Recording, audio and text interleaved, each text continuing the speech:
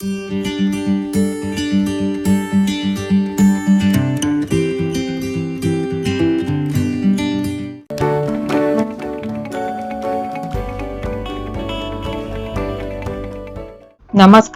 वंदनाच रेसिपीमध्ये आपले स्वागत आहे।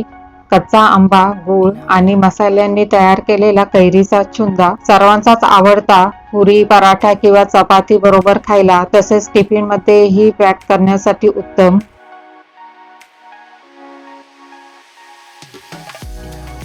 तीन मोठ्या कैऱ्या घेतल्या आहेत। त्यांना स्वच्छ धुवून त्याची साल काढून त्याचा फूड प्रोसेसरवर एकसाथ किस करून घेऊया। या किसाचा चुंदा करणार आहे। 5 वाट्या कैरीचा किस तयार झाला आहे। मोठ्या कढईमध्ये कैरीचा किस घेऊया।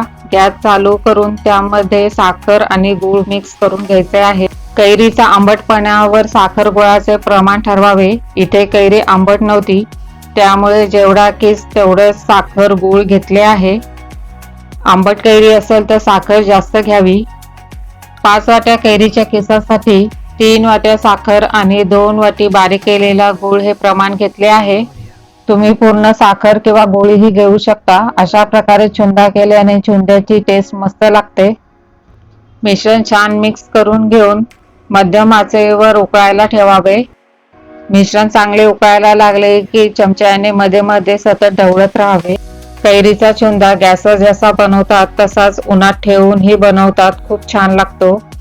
मिश्रण आटत आहे तोपर्यंत चुंद्यासाठी लागणारे मसाले बघूया। 2 चमचे भाजलेले जिरे, 2 तुकडे दालचिनीचे, 1 मसाला वेलची, 5-6 लवंग आणि काळी मिरी, पाव चमचा साधं मीठ, काळं मीठ, 2 चमचे मिरची पावडर। अख्खे मसाले मिक्सरच्या भांड्यामध्ये घेऊन त्याची बारीक पूड तयार करून घेऊया। मसाल्याची बारीक पूड तयार आहे। साखर गूळ विरघळून मिश्रण पळीवार झाले आहे। त्यामध्ये सर्व मसाला पूड, 2 चमचे मिरची पावडर व मीठ टाकून नीट मिक्स करावे। मिश्रण नीट मिक्स झाले की गॅस बंद करावा। थंड झाल्यावर कैरीचा चुंदा थोडा घट्ट होतो। तुम्ही उन्हातला कैरीचा चुंदा किंवा मुरंबा केला आहे का? खूप अप्रतिम चव लागते। उन्हाळ्यात बनवल्या जाणाऱ्या रेसिपीची लिंक डिस्क्रिप्शन बॉक्स मध्ये दिली आहे। त्या रेसिपीही तुम्ही नक्की बघा।